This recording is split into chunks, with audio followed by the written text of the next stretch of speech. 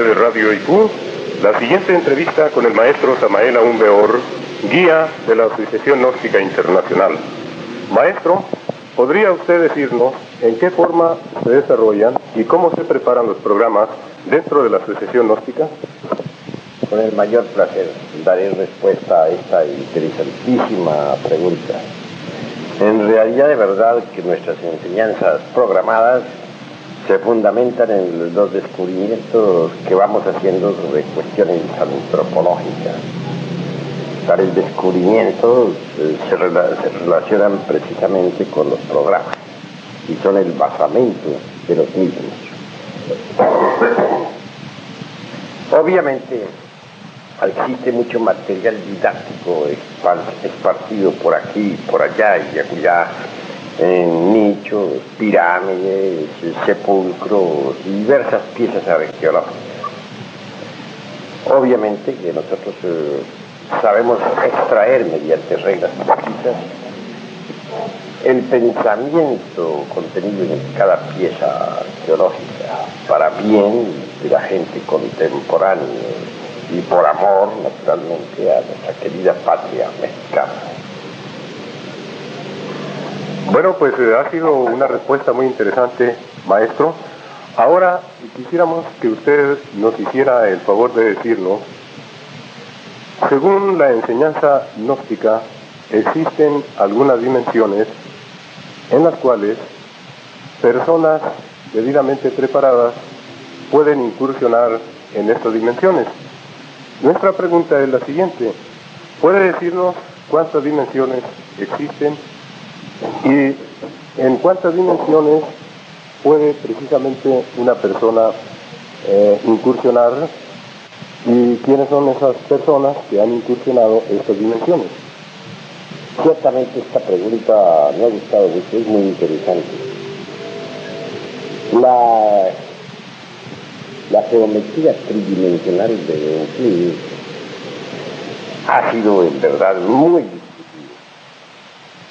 Nunca se ha aceptado en forma de dogma.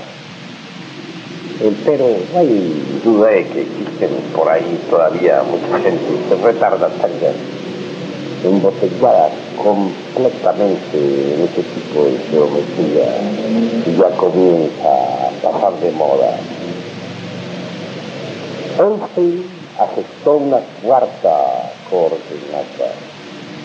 Así lo está demostrando precisamente su teoría de la ley de la relatividad. No hay duda de que la cuarta Continuando con estas disquisiciones, diremos que nuestros antepasados de Anáhuac también conocieron la cuarta dimensión. Si no leen cuidadosamente algunos códices, se ha asombrado al poder corroborar esa afirmación. Me viene a la memoria en estos instantes el relato del padre Durán, que fue fue maravilloso de por sí. Se refiere tal narración a un episodio de la vida del famoso emperador Moctezuma, queriendo él saber algo sobre nuestros antepasados, sobre los antepasados de la gran Tenochtitlán. Llamó a Tlacael, el primer ministro, y le dijo: quiero saber algo sobre mis mayores, sobre Quetzalcóatl, sobre Huitzilopochtli, sobre la madre de Huitzilopochtli y sobre muchos otros insignes y varones. Desearía visitarles. ¿Qué sabes tú de eso? ¿Dónde moran? Señor, contestó Tlacael, noble es tu corazón, porque veo que recuerdas en verdad a nuestros mayores. Llegar allí a donde ellos moran, a la lejana Tule, a la isla de Cristal, en el Polo Norte, es algo más que imposible. El camino está cerrado. por muchas selvas profundas, y hay lagunas sin fondo, siquiera monstruosas. Nadie podría llegar allí. Creo que esta es cuestión más bien de encantadores, magos, qué sé yo. Solo tales gentes podrían llegar hasta ese lejano lugar.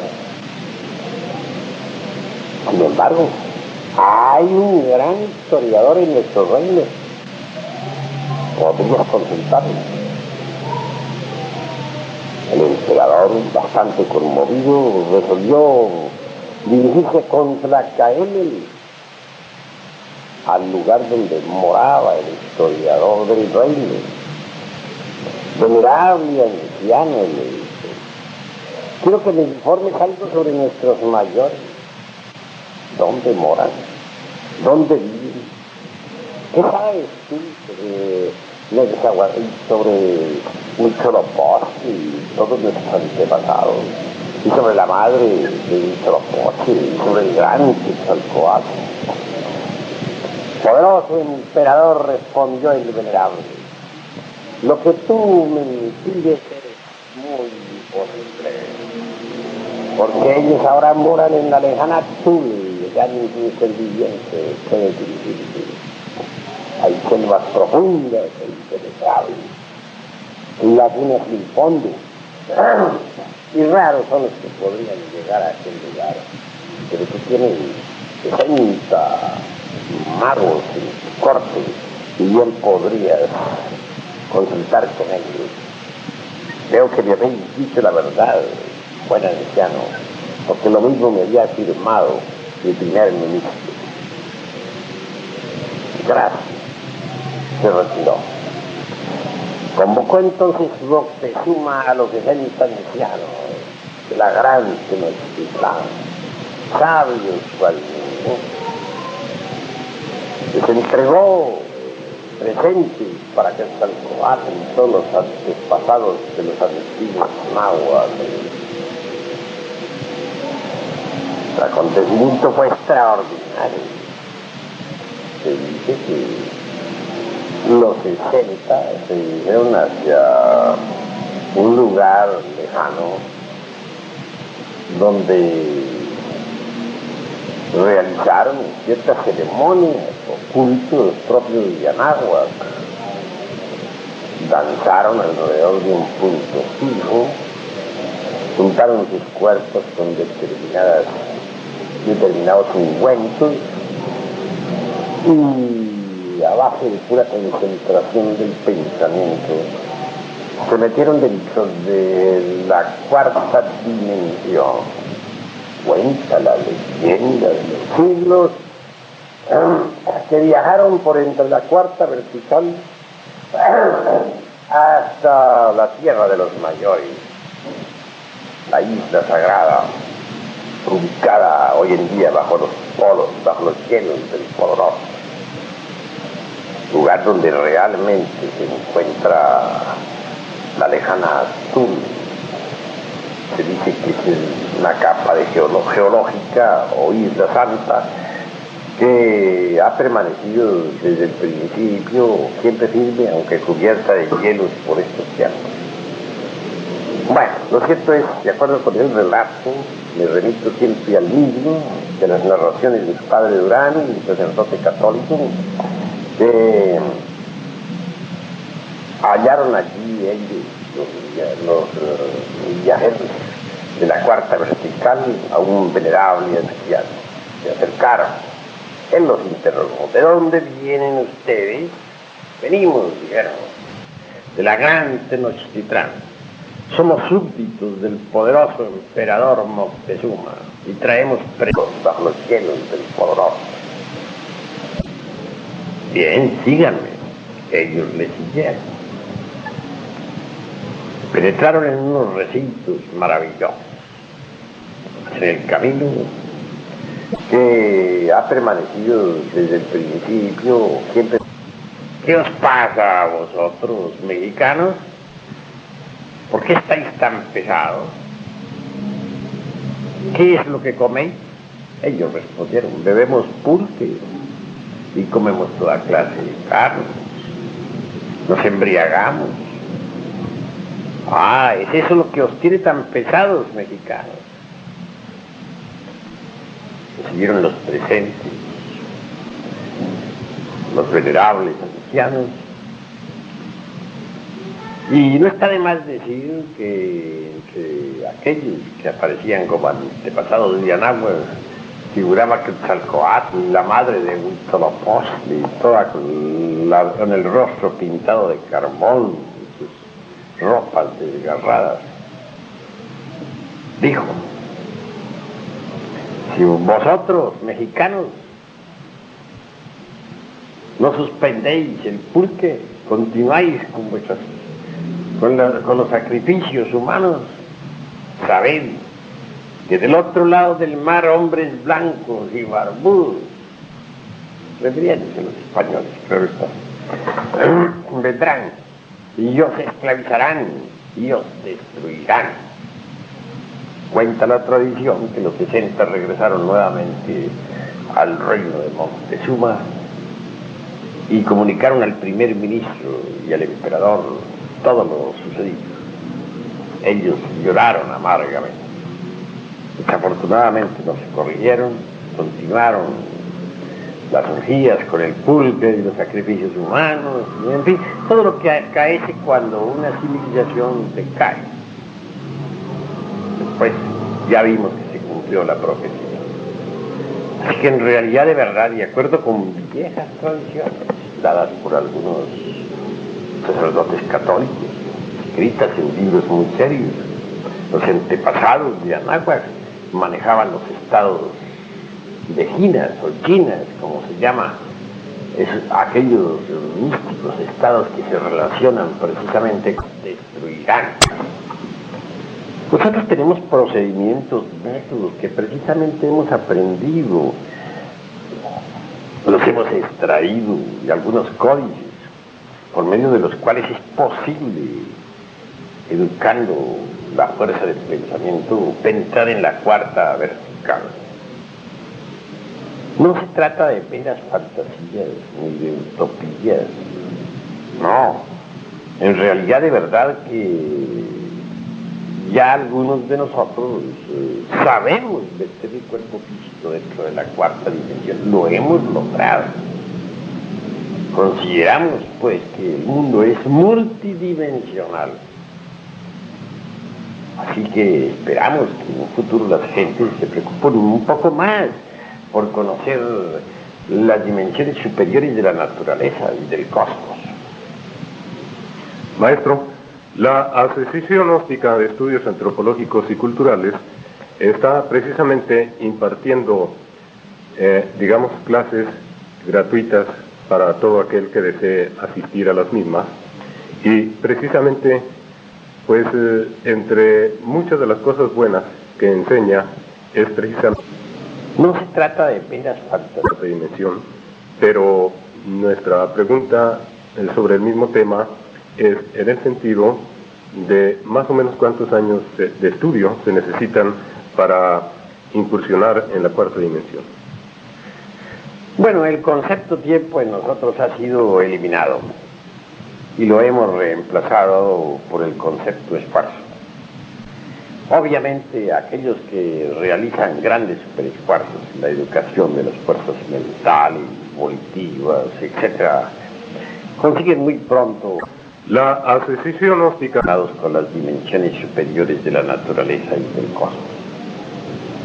Empero, los desaplicados, que en verdad no se dedican al estudio de sus lecciones, demoran muchísimo en realizar tales experimentos con buen éxito.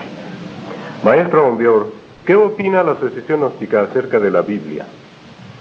Consideramos que es un libro sagrado. Lo respetamos profundamente.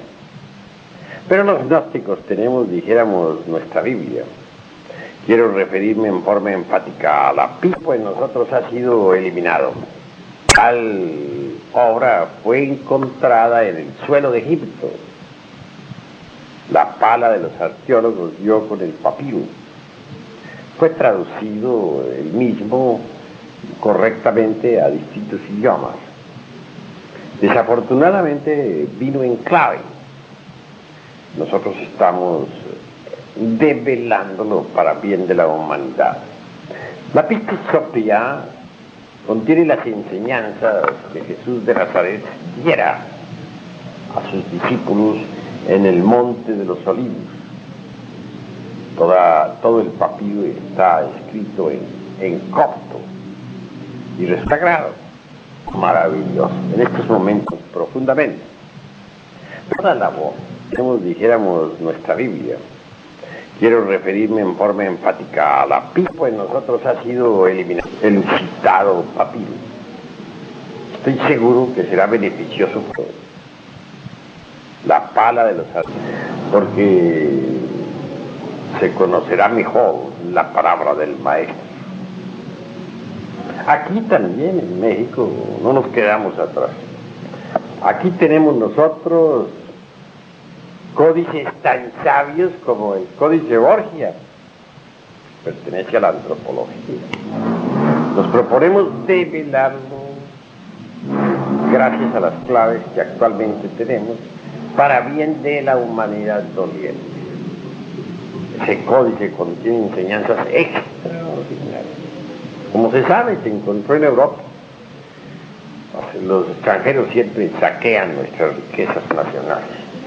Se llevaron ese códice para Europa. Por allá un niño en un lugar, en una casa muy aristócrata de Europa, jugueteaba con el códice y hasta quemaron una parte del texto.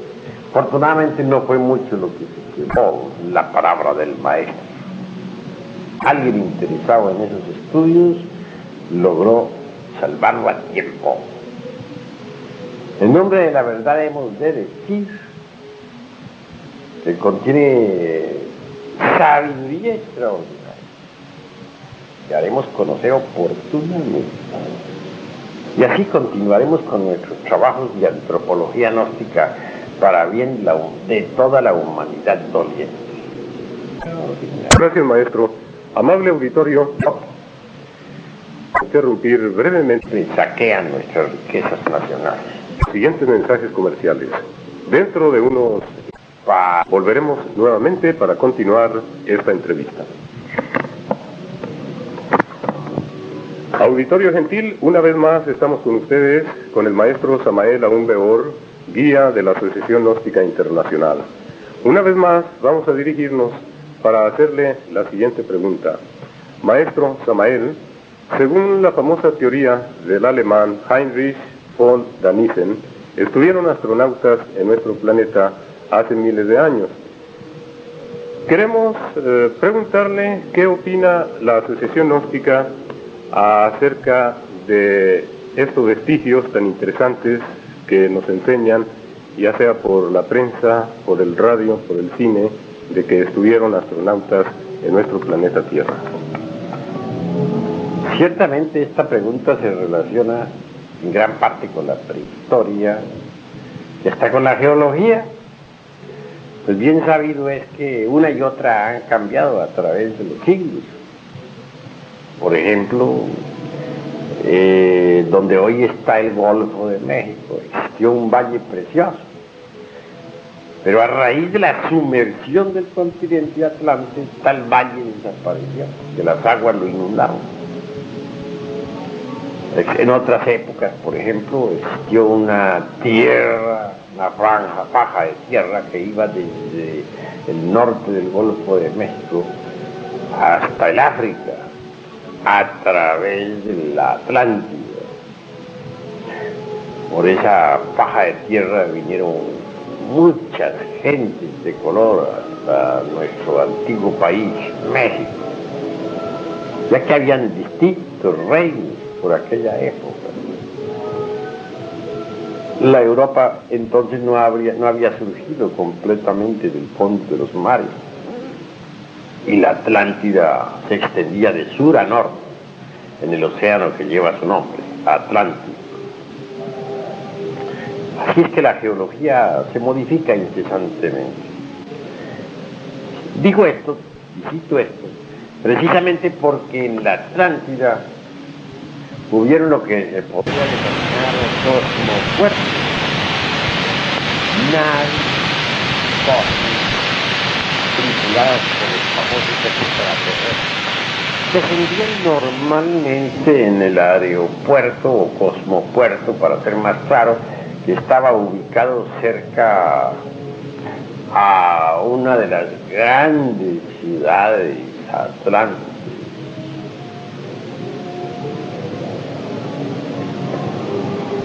En distintas ciudades atlantes habían cosmopuertos. El más importante era el de San Luis. La ciudad de San Luis, por aquella edad, era muy semejante al París moderno de nuestros días. Era una especie de capital mundial, cultural, supercivilizada. Y los habitantes de la Atlántida estaban acostumbrados al descenso de astronaves, tripuladas por gente de otros planetas. Esto no era extraño, esto no era raro, esto era tan común y corriente como la cebolla o como la papa. Desgraciadamente la civilización atlante fue decayendo. La gente utilizó las armas atómicas para la destrucción, lo mismo que en nuestra época. Y a medida que la humanidad fue degenerando, entonces las naves se fueron haciendo menos frecuentes.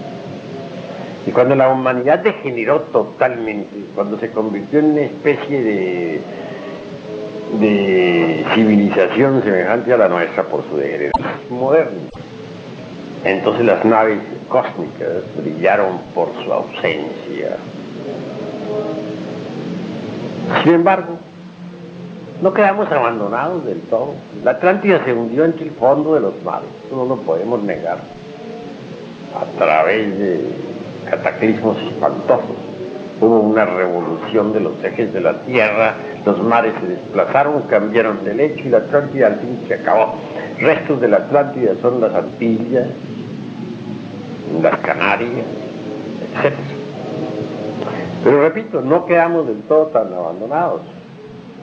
Las naves cósmicas siempre surcan el espacio, nos visitan.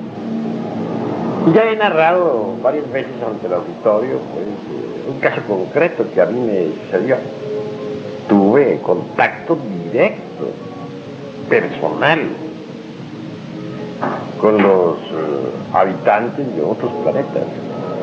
Ese contacto lo logré en el desierto de los Leones, Distrito Federal. Fue extraordinario. Hallábame, en verdad, en aquel bosque, cuando fui sorprendido por una nave que descendió lentamente hasta aterrizar en el claro del bosque. Movido por la curiosidad, me acerqué allí a ver qué pasaba. Grande fue mi sorpresa al ver precisamente sobre un trípode de acero a una nave extraordinaria, maravillosa.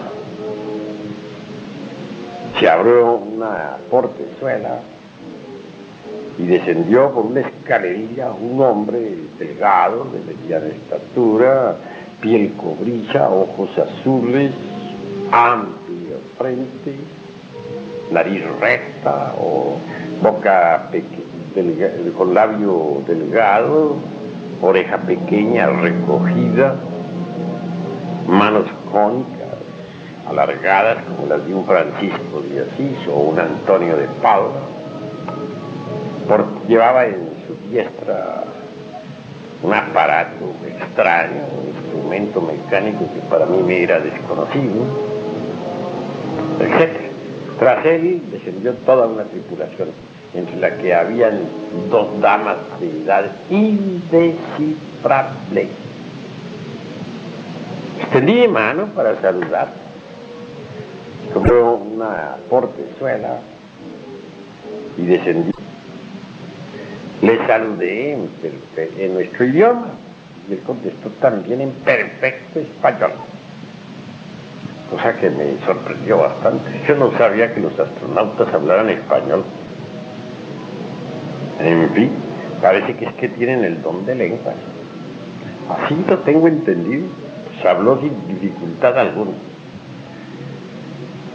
Le rogué me llevara a otro planeta, a Marte, le dije. Entonces me respondió, ¿dice usted a Marte? Sí, a Marte. Pero si eso está allí nomás, fue la respuesta. Me quedé perplejo. Allí nomás, me dije. Vaya, vaya. Ojalá pudieran los científicos de nuestro planeta Tierra de viajar así tan fácil como lo hacen estos hombres. Y para él esto está allí nomás. Fueron inútiles mis súplicas en el sentido de que me llevara. Me agarré al trípode ese de acero sobre el que estaba la nave. No tenía ganas de soltarme. Estaba resuelto que me llevaran a donde fuera. Pero el capitán guardó silencio. Posteriormente toda la tripulación se sentó sobre unos troncos que había ahí en el suelo. Y una de las damas, poniéndose de pie, habló en nombre de toda la tripulación. Dijo, si colocamos una planta que no es aromática junto a otra que sí lo es claro que la que no es aromática se impregnará con el aroma de la que sí lo es, ¿verdad?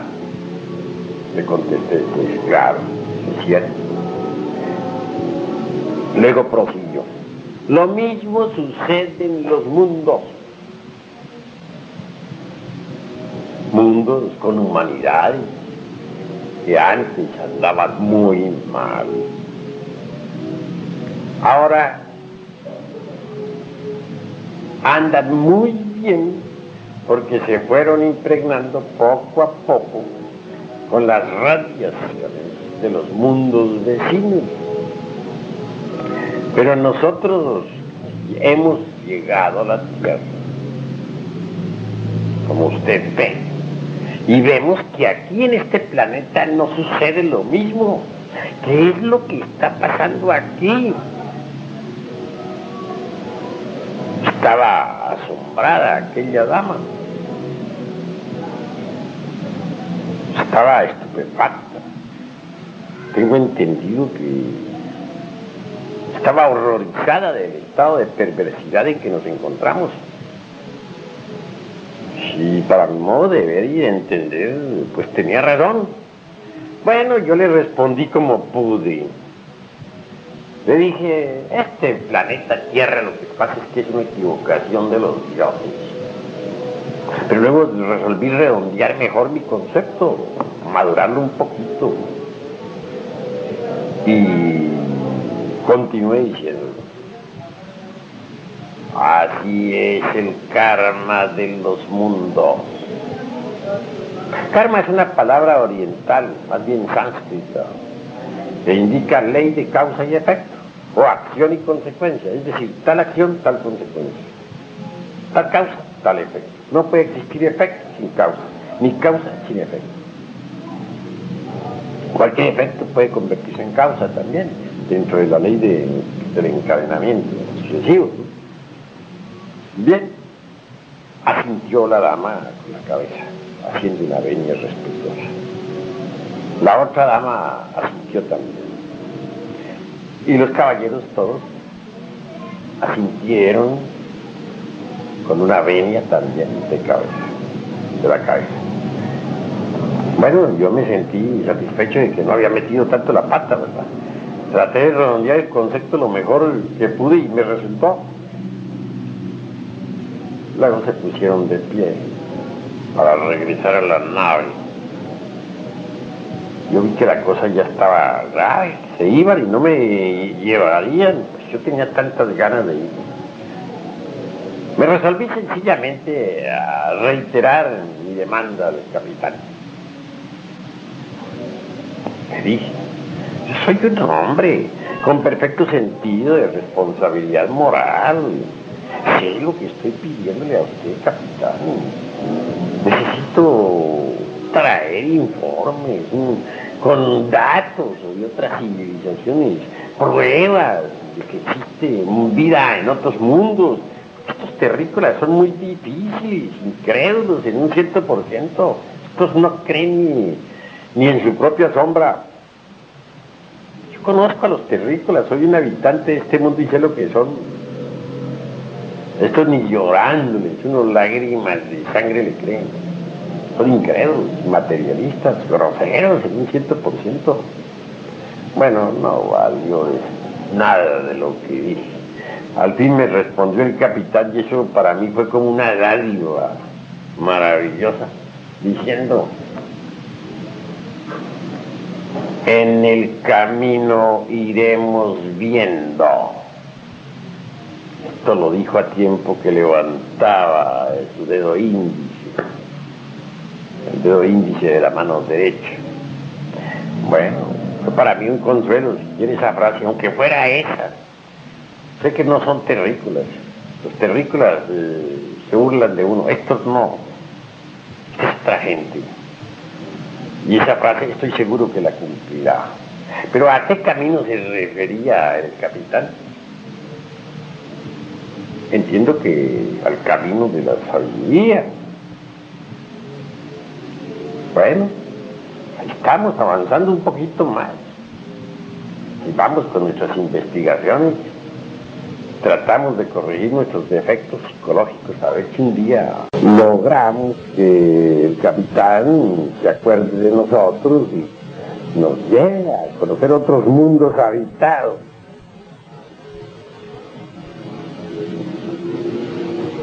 Después, dichas tales palabras, el hombre extraordinario, seguido por su gente, regresó a la nave. Subió por una escalerilla, abrió una escotilla y penetró en la misma. Me retiré convenientemente sin que ellos me lo exigieran. Comprendí sencillamente que la radiación podría acabar con mi vida, ¿no? Y me retiré a cierta distancia para observar lo que pasaba. La nave aquella giró sobre su eje y se elevó a gran velocidad hasta perderse en el infinito. Así pues, tengo estos datos les he comunicado aquí a ustedes con mucho gusto, y es claro que la cuestión fue sorprendente. Para mí hoy en día la cuestión de los platillos voladores, etcétera, ya no es un motivo de curiosidad. Entiendo que para ser uno llevado a otros mundos habitados necesita ser más digno, más responsable, eliminar muchos defectos psicológicos, etc. Me estoy esperando a ver si es posible que corrigiendo mis defectos pueda un día volver a ser visitado por esa tripulación.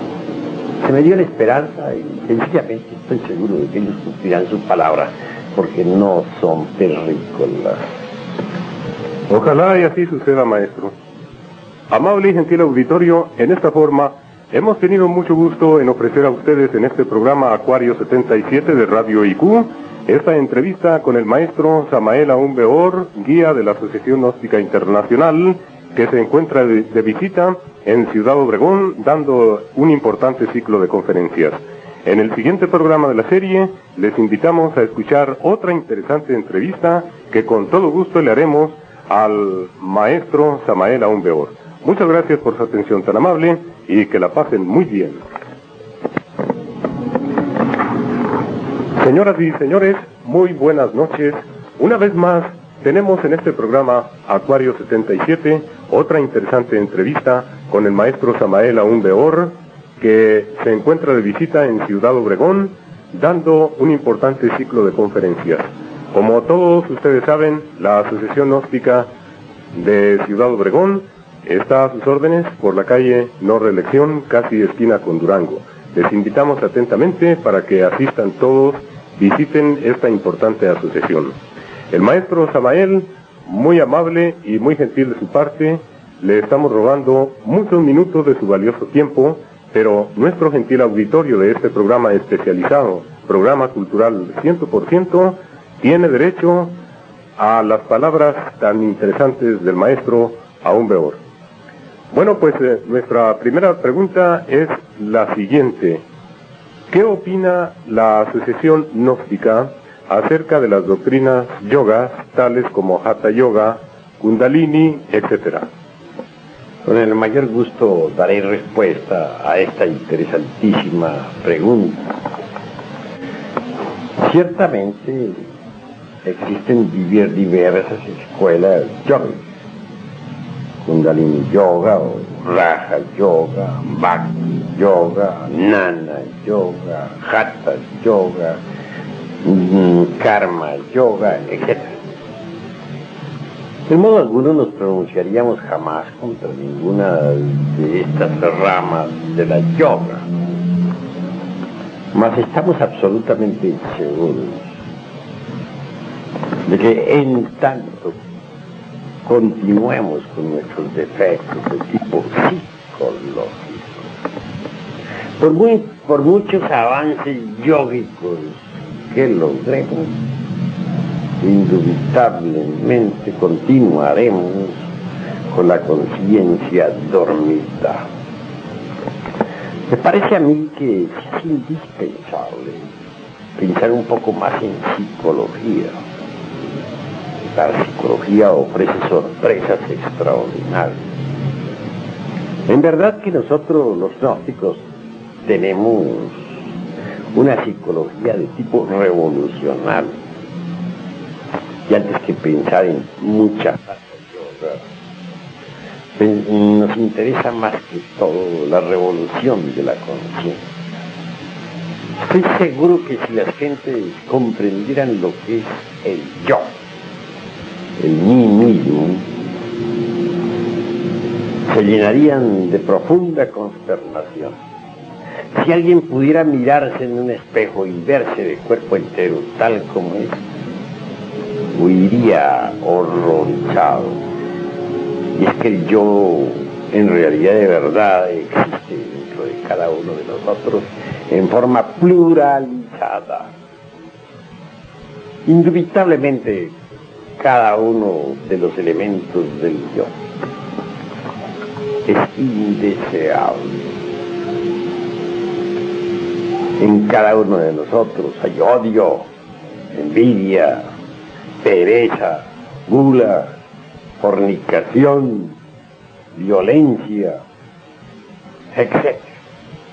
¿De qué serviría que nos volviéramos muy hábiles, por ejemplo, en Hatha Yoga, si continuamos con todos esos elementos indeseables dentro de nuestra psiquis?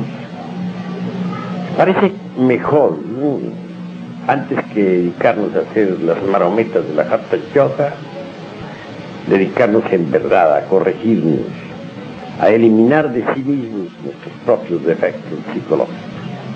La conciencia del ser humano está dormida, profundamente dormida.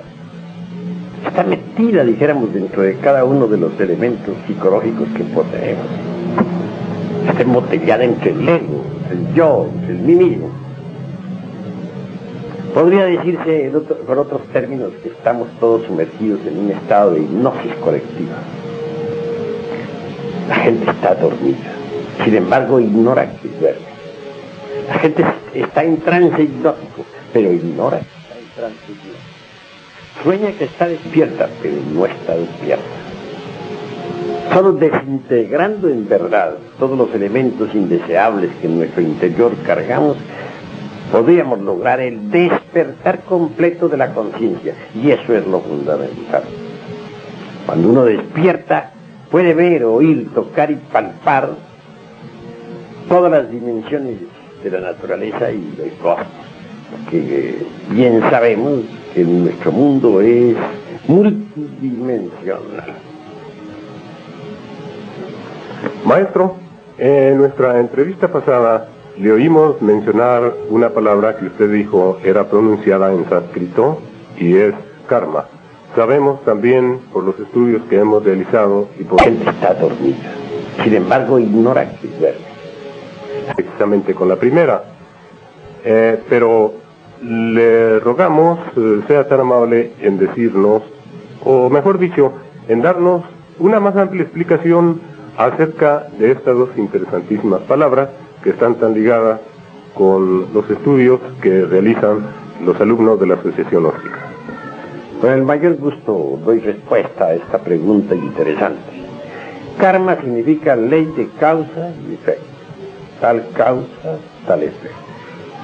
Dharma significa recompensa. Se dice que las malas acciones pesan sobre nosotros, que tarde o temprano caen sobre sí mismos como un rayo de venganza. Y eso es cierto.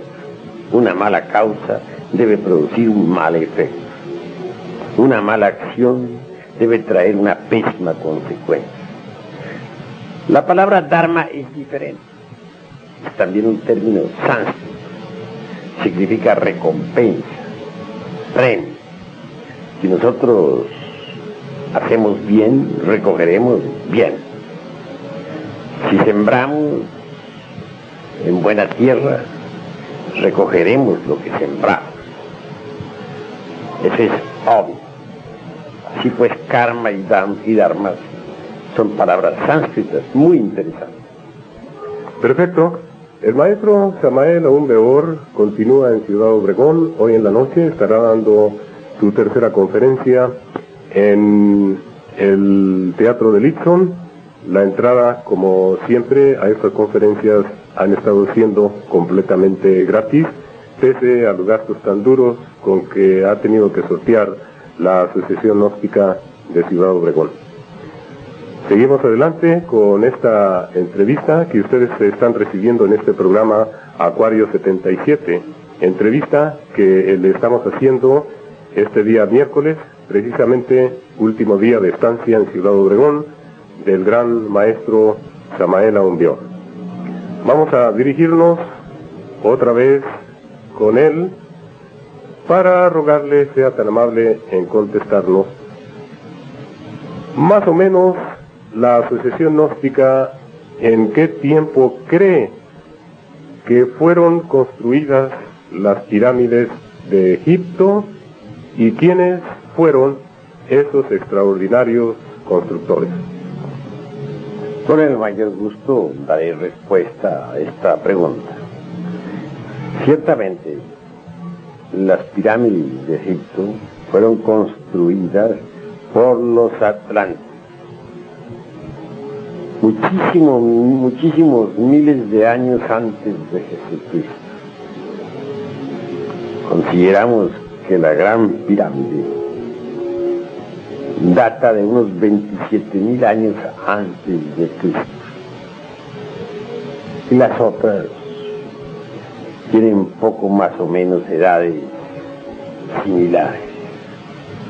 Sin embargo, y aunque parezca increíble, las pirámides de México son más antiguas. No fueron construidas, como se dice, 1325 años antes de la época, o por el año 1325, dispense, no, absolutamente. Son mucho más antiguas que las egipcias, y fueron construidas directamente por los atlantes. Quienes digan que la gran Tenochtitlán fue fundada por allá en el año 1325, está completamente equivocado. Quienes afirmen que fue en 1400 o en 1500, mucho más equivocados. Coincidiría pues con la llegada de los españoles, ¿no? Así que en verdad no es posible levantar una poderosa civilización como la que tuvieron los náhuatl, una civilización extraordinaria como la de la gran Tenochtitlán, en el espacio de 1 o 2 siglos. Eso resulta algo más que imposible. Así que la verdad es que estas pirámides son más antiguas que las de Egipto, y que la gran Tenochtitlán no fue fundada unos 2 siglos antes de que llegaran los españoles. No, la Gran Tenochtitlán es más antigua de lo que se cree. Tan antigua y se quiere más antigua todavía que las pirámides de Egipto.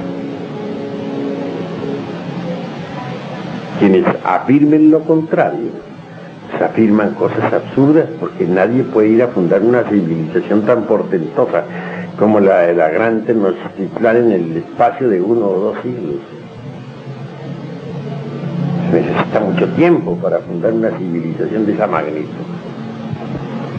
Muy interesantes sus palabras, maestro.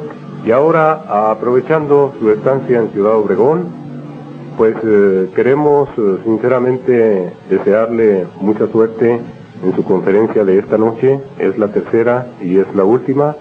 Y créanos sinceramente que hemos recibido pues casi el 100% de opiniones en su favor, en el sentido de que han sido conferencias muy interesantes, muy didácticas y llenas de comprensión, en cierto modo, para nuestro auditorio, que muchas veces pues no están preparados para escuchar una conferencia, y desde luego pues dada su capacidad intelectual, su capacidad en el espacio de 1 o 2 siglos. Aprovechar la oportunidad para hacerle la siguiente pregunta. Muchas veces nos hemos preocupado qué es lo que pasa fuera de nuestro planeta, qué es lo que sucede fuera de, digamos, de nuestra galaxia, pero olvidamos lo que está sucediendo en nuestro planeta. ¿Pudiera usted darnos una opinión acerca de si existe o no el Yeti, ese famoso monstruo de las nieves, como le han dado a llamar algunos escritores? El abominable hombre de las nieves, como así se le ha calificado, existe realmente y ha sido fotografiado, no solo en los Himalayas, sino también en América. Lo hay en algunas selvas profundas de Sudamérica. Lo hay también en algunos lugares de la misma California. No hace mucho tiempo, cierta revista de Estados Unidos publicó precisamente la fotografía del hombre de las nieves en un bosque profundo de California. Así que el Yeti vive en todos los países de nuestro mundo, tierra. Es hombre, pero se le mira como a una bestia. Nunca le ha hecho nada a nadie, realmente, y ha sido fotografiado. No querer meterse dentro de nuestra super civilización, que entre paréntesis de civilización no tiene nada, pero nosotros somos egoístas. Quisiéramos ver al Yeti vestido con pantalones, corbata al cuello y bonita camisa, arreglado al estilo del siglo XX. Y cierta revista de Estados Unidos empeña en permanecer aislado, se le persigue con perros, con escopetas, se le quiere dar muerte. Esa es la triste realidad del Yeti. Muchas gracias, maestro. Realmente para nuestro gentil auditorio de este programa Acuario 77 es una gran oportunidad estar escuchando esta entrevista con las palabras tan interesantes del maestro Samael Aún Weor. Es el guía de la Asociación Gnóstica Internacional. Las leyes de radio y televisión son un poco estrictas en el sentido de que ningún hombre que haga uso de estos micrófonos puede alarmar al auditorio, mucho menos propalar versiones que no sean positivas. Por eso es que estamos rogando la comprensión de todo nuestro gentil auditorio por la siguiente pregunta que vamos a hacerle al maestro Samael Aún Weor. Como antes dijimos, no es para nosotros el interés de alarmar a nadie, sino simplemente la respuesta del maestro Samael Aún Weor será únicamente algo que debe de interesarnos, puesto que lo estamos viviendo en este año de 1977 y posiblemente lo estemos viviendo aún con más realidad dentro de 10, 15, 20 o 30 años, quién sabe. Maestro, en la famosa convención que hubo en Guadalajara en el mes de noviembre de la Asociación Gnóstica Internacional, tuvimos oportunidad de escuchar uno de sus interesantes discursos, en el cual usted alude a un planeta que viene precisamente a pasar dentro de pocos años muy cerca de nuestro planeta Tierra. Los efectos, según la asociación, ya se dejan sentir y han sido algunos terremotos que han asolado nuestro planeta, como en Rusia, en China, Estados Unidos, Italia, Turquía, etcétera, etcétera. ¿Podría usted tener la amabilidad de decirnos más o menos a qué distancia se encuentra actualmente este planeta y más o menos en qué época pasará cerca de la Tierra? Ciertamente se trata del planeta que los astrónomos han bautizado con el nombre de Barnard I. Tengo entendido que el nombre de Barnard debe ser el de algún astrónomo que se calificó a sí mismo como descubridor del planeta. Sin embargo, antes de que el nombre de Barnard apareciera en los cielos, ya nosotros habíamos hablado ampliamente sobre el mismo, sobre el planeta, quiero referir. Y recordemos nosotros precisamente a Nostradamus. También citó pues al planeta que viene y lo bautizó con el nombre de Hercólogos. Sus razones tendría Nostradamus para ponerle tal nombre. La cruda realidad de los hechos es planeta que se trata de un mundo del sistema solar pilar. Todo el sistema solar pilar se está acercando peligrosamente a nuestro sistema solar de Oort, y así se llama nuestro sistema. Hercólogos tiene una órbita gigante.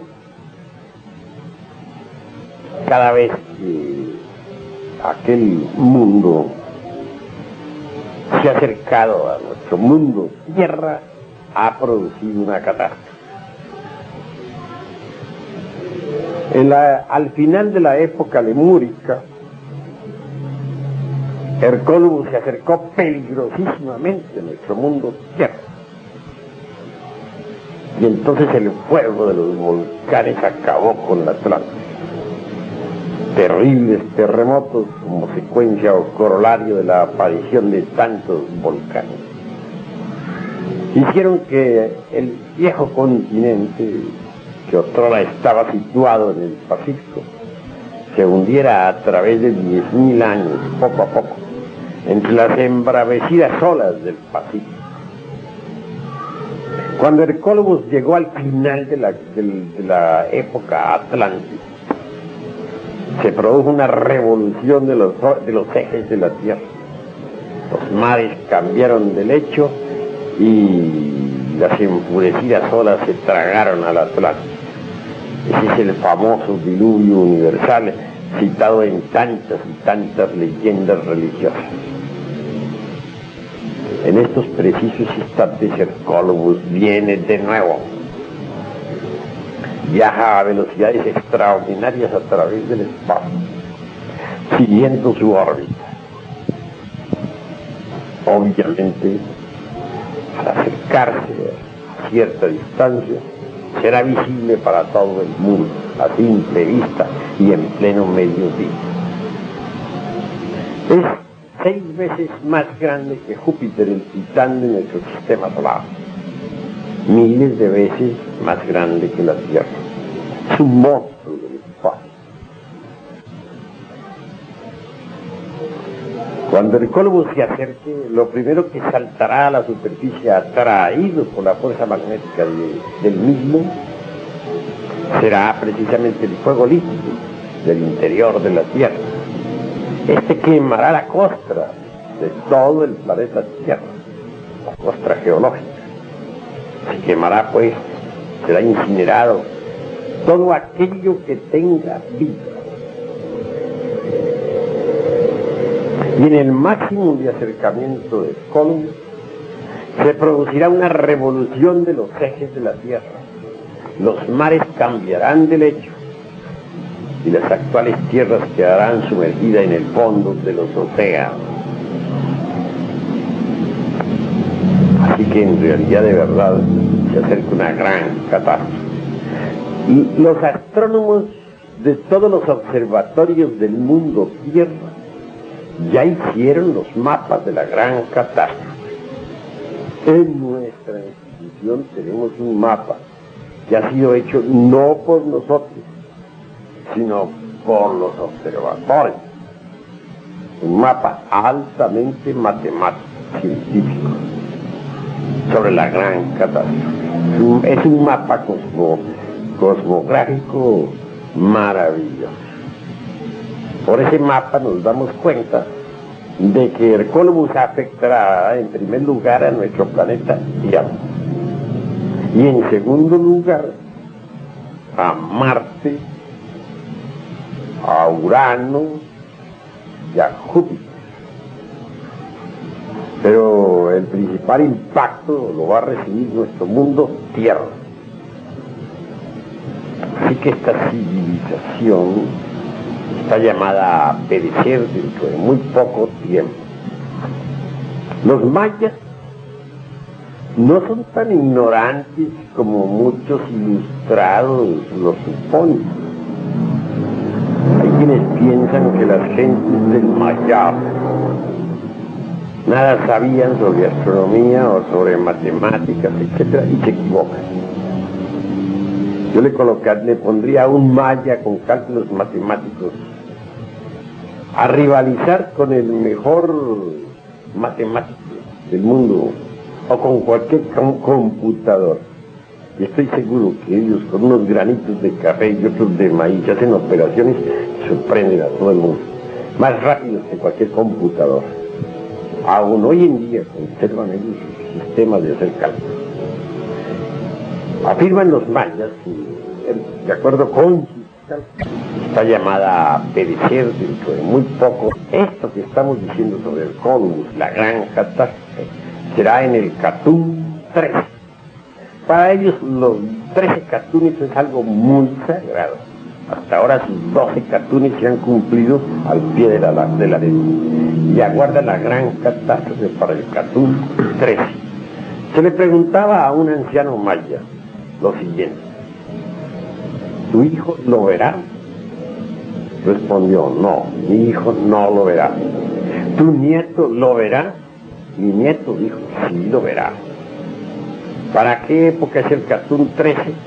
Dicen los mayas que el Catún 13 entra en el año 2043.